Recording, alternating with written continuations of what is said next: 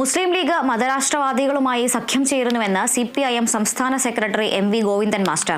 ന്യൂനപക്ഷ രാഷ്ട്രീയം പുതിയ തലത്തിലേക്ക് നീങ്ങുന്നു. കേരളം നേരിടുന്ന പ്രധാന പ്രശ്നമായി വർഗീയത മാറിയെന്നും MV ഗോവിന്ദൻ മാസ്റ്റർ. ന്യൂനപക്ഷ രാഷ്ട്രീയം പുതിയ തലത്തിലേക്ക് നീങ്ങുക.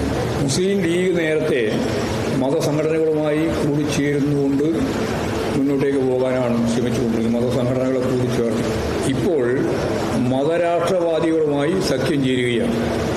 എന്താണ് അങ്ങനെ സഖ്യം ചേർന്നാൽ എന്ന ചോദ്യം ചോദിക്കുന്ന സ്ഥിതിയിലേക്ക് അവരെത്തുകയാണ്. ജമാഅത്തെ ഇസ്ലാമിയെയും SDP പോലുള്ള സംഘടനകളുമായാണ് അവർ ചേരുന്നത്. അതിപ്പോൾ ലീഗുകാർ ചേരുന്നു എന്നുള്ളത് മാത്രമല്ല, അതിൻ്റെ ഗുണഭോക്താവ് യഥാർത്ഥത്തിൽ കോൺഗ്രസ്സാണ്. യഥാർത്ഥത്തിൽ ഈ മതരാഷ്ട്രവാദികളായ തീവ്ര ന്യൂനപക്ഷ രാഷ്ട്രീയത്തിൻ്റെ അതാണ് ഏറ്റവും പ്രധാനപ്പെട്ട കാര്യം. RSSന്റെ കൗണ്ടർ പാർട്ട് പോലെ ജമാഅത്തെ ഇസ്ലാമിയും ഹിന്ദു രാഷ്ട്രവാദമാണ് BJP മുന്നോട്ടേക്ക് വെക്കുന്ന ഫാസിസ്റ്റിക് അജണ്ട എങ്കിൽ ഏതാണ്ട് അതേ രീതിയിൽ തന്നെ മുദ്രാവാക്യമാണ് ഇസ്ലാമിക രാഷ്ട്രം എന്ന രീതിയിൽ ജമാഅത്തെ ഇസ്ലാമിയും ഭീകരവാദ സംഘടനയായിട്ട് നിലകൊള്ളുന്ന SDP ചേർന്ന് മുമ്പോട്ടേക്ക് പോകും.